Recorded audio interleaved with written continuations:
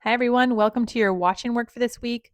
This week's watch and work is a little different in the sense that we are going to take a online tour of both Folsom Public Library and Folsom Parks and Rec together, and then think about how each of the places might impact the community together.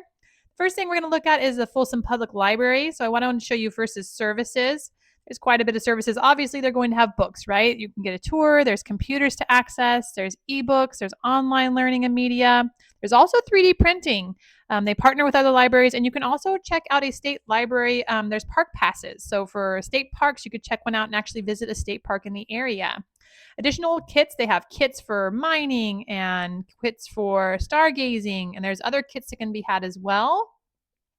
I also wanted to show you that there's a lot of community events that happen here.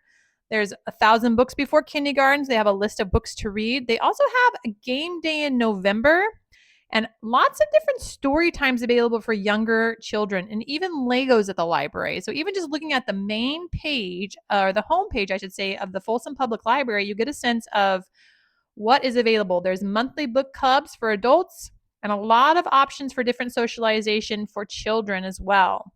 Okay, so when we're thinking about this and thinking about the public library, my first question to you is, who is likely to use this space and why? My second question is, would you access any of these services? Why or why not? Did any of the services surprise you? Okay. How does this space or these services impact socialization for children?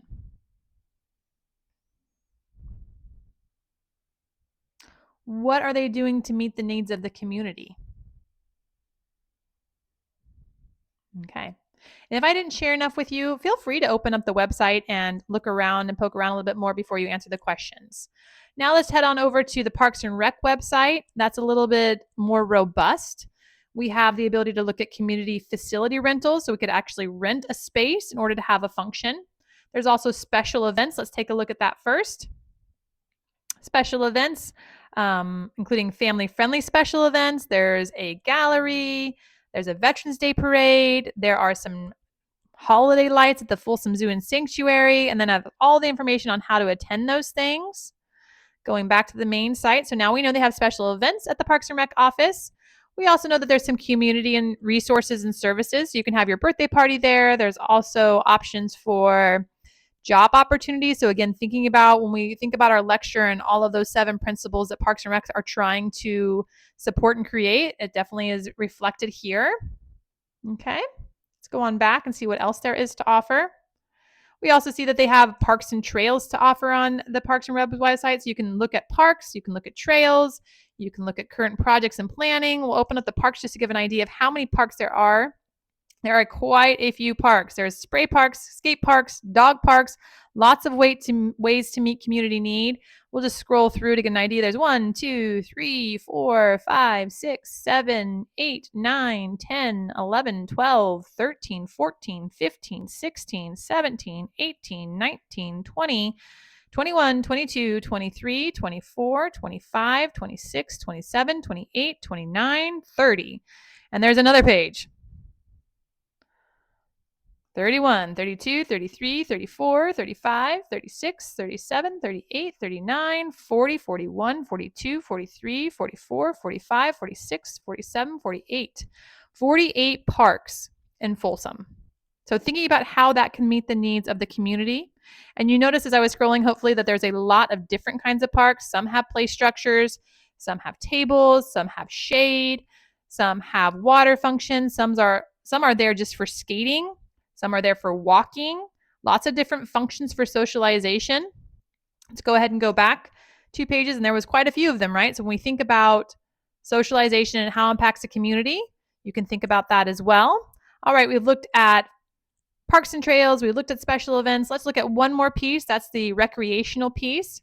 Thinking about all of the things it might have. They have programs and they have an activity guide. Let's just take a quick look at the activity guide. All right, let's see if we can open it up here. Our interactive activity guide. So you can feel for what Parks and Rec actually offers for children. Okay, there's a dog on the front. We can see right away, it looks like there's going to be some swimming involved. We can see there's preschool activities, youth and teen activities, adult activities, senior activities, aquatic, so water activities, and getting outdoor programs, as well as labels of different facilities. Lots of different facilities in Folsom Parks and Rec as well. Let's scroll through just a couple pages for younger students to get an idea of what's available. Lots of different opportunities to get involved. Okay, hold on tight. Sorry, I'm scrolling so much. So the first thing we see that they offer a Fun Factory preschool program. We know how that impacts socialization. They also have lots of opportunities for our early childhood friends for sports and fitness, soccer tots, little shots, taekwondo, mommy and daddy and me classes. They also have dance classes, more soccer, baseball, ballet. They have teen centers, so even as you get older, making sure you're still supporting socialization. Teen council, there's certain classes, Pokemon engineering using Lego materials, adventures in art, ballet beats and tapping feet. Lots of different kind of courses to support both the earlier childhood time period and the youth and teen time period. Remember, there's even adult classes, so thinking about education from a socialization point of view and making sure our adults have support, that's also going to be important in order to support our children, right? Okay, let's go ahead and go back and make sure we didn't miss any pieces, and then I will ask you your final questions. We have looked at resources and services. We have looked at recreation. We've looked at the parks and trails, and we've looked at special events. I think that is a good summary for you. Again, if you would like to go back and look more at this website, I encourage you to do so to get a firmer grasp on what the community has to offer and how they're trying to meet the needs of the community. With that, here are your questions. Who is likely to access this service or this resource? Okay. Would you access any of these services or resources? Why or why not? Did any of the services surprise you?